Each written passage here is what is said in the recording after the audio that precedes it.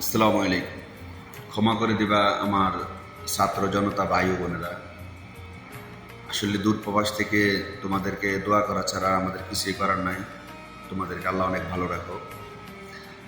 যে বিষয়টা নিয়ে কথা বলতে চাইছিলাম, তো আমাদের এই দেশ নিয়ে কেউ কোনো ভাবে না, ঠিক আছে? তোমাদের সাথে যারা আছে, বিভিন্ন পেশাজীবীরা, বিভিন্ন প্রশাসনের লোকেরাও অনেকে আছে, তোমাদেরকে ভালোবাসে, মন থেকে হেল্প করে, কিন্তু কথা প্রকাশ করতে পারে না, ঠিক আছে? অনেক স্যারেরা আছে যারা মনে করে যে নির্দলীয়ভাবে মনে করে যে পড়ালেখা করে মনে করে যে বড় ডাক্তার, ইঞ্জিনিয়ার হয়েছে, স্যার হয়েছে, স্কুল কলেজ প্রফেসর হয়েছে, মাস্টার হয়েছে, তোমাদেরকে অনেক প্রোটেক্ট করার চেষ্টা করে, অনেক ইয়া করে। তো আল্লাহ তাদেরকেও ভালো রাখুক তোমাদের সাথে। তো আমাদের এই দেশ, মানে কথা বললে তুমি রাজাকার হয়ে যাবা, কথা বললে তুমি বিএমপি জামাত হয়ে যাবা। তো এই জন্য আসলে অনেকে মুখ খুলে কথা বলে না, ঠিক আছে?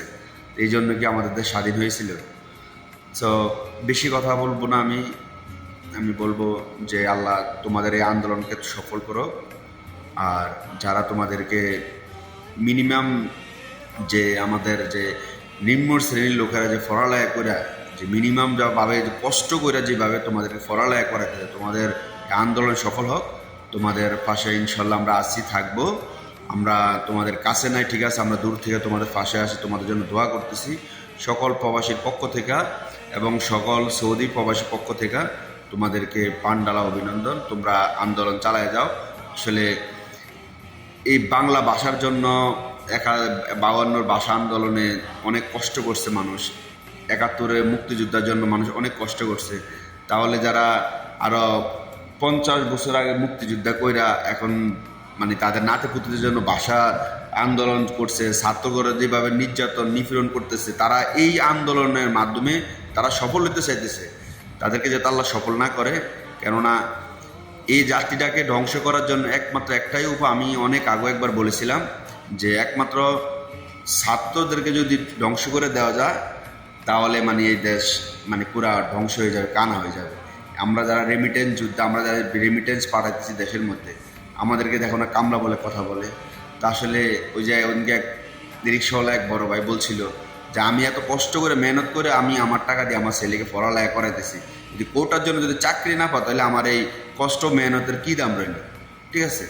তো এই জন্যে বললাম যে আসলে আমাদের সমাজের ভিতরে ভালো মানুষের কোনো দাম নাই, ভালো মানুষকে কেউ ভালোবাসে না। তো এগুলি খুবই দুঃখজনক, লজ্জাজনক। তো অধিকার নিয়ে কথা বলবা, রাজাকার হয়ে যাবা। আর যদি তোমার মুক্তিযোদ্ধা যদি কেউ না থাকে, তাহলে তোমার চাকরি হবে না। মুক্তিযোদ্ধা যদি মুক্তিযোদ্ধা থাকে, তাহলে তুমি আওয়ামী লীগ, আর মুক্তিযোদ্ধা যদি না থাকে, তাহলে তুমি রাজাকার। ব্যাপারটা এমনই হয়ে দাঁড়াইছে, ঠিক আছে? তো তোমরা, আল্লাহ তোমাদেরকে সবাইকে ভালো রাখো। আর কিছু বলবো না। তোমাদের জন্য পান্ডালা অভিনন্দন, তোমাদের জন্য পান্ডালা ভালোবাসা, তোমাদের জন্য দোয়া কামনা করি আল্লাহর কাছে।